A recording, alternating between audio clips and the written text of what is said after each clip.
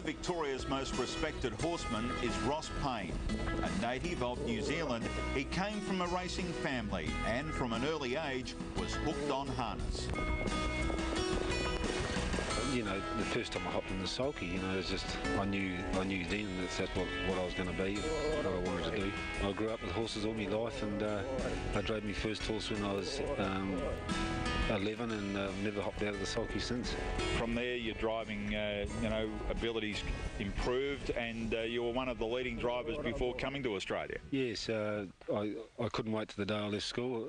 Did on 15 and straight into a stable. I worked for one stable for 2 years, and then I went for 7 years for Ben Grice, which he was probably the greatest trainer of young horses that's ever been. And when I left there, actually Jeff Small took my spot, and he's become the New Zealand leading trainer there, and of course the trainer of Alsu. And I became a junior driver at 19, and yeah, it just kept on growing. After success at the highest level in New Zealand's driving ranks, Ross crossed the Tasman.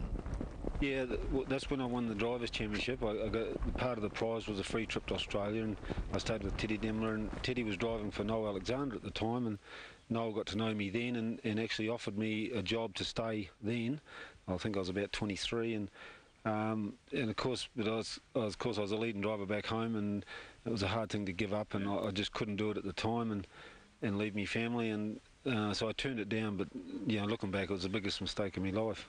Just because it delayed what you wanted to do? Yes, yeah. You know, I thought I could have carried on and you know, been very successful in New Zealand, but it's pretty hard over there. There's not enough races, and you know, since I've come here, you know, I can see the opportunities here.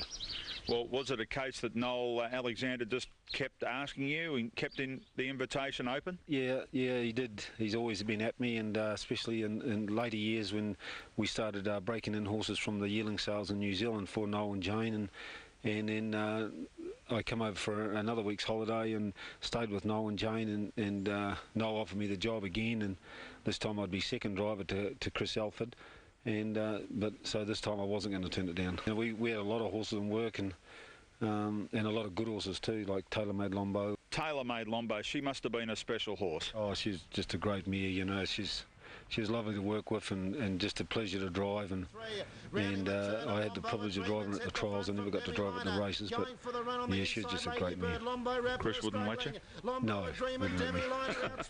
Tailor Made Lombo late, Demi Liner Lombo a dream, and Tailor Made Lombo flying the outside. She's going to get up. What a great mare. She's number one.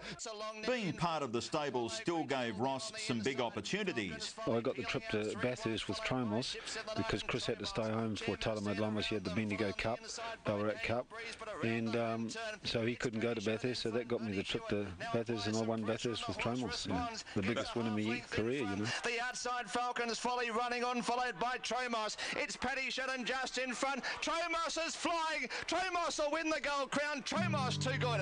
Tromos a half length. After a stint as the private trainer for high-profile owner Gary Rogers, Ross decided to go out on his own. I wasn't getting far enough up the ladder as far as a driver goes, and that's what I want. And I looked at the likes of David Murphy, who's just a great trainer, one of the best in Victoria, and he's got a good team behind him, and of course it's because he's had such good success, it's pushed him up the ladder as a driver, and a very underrated driver as well. And so I thought that's the way I'm going to go.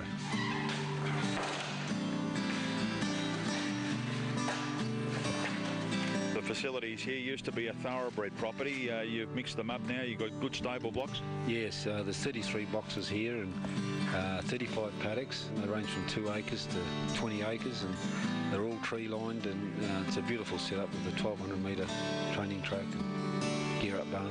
And the track is a bit of up and down, so the horses are getting that work. Yes, it's a fairly big climb, and if a horse can run his last quarter up the hill in 30, he's just about ready to win.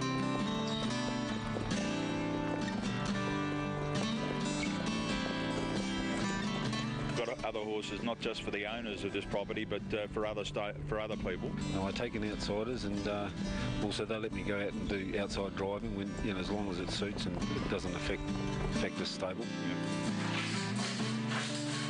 He's currently working a small team and wants to keep it that way.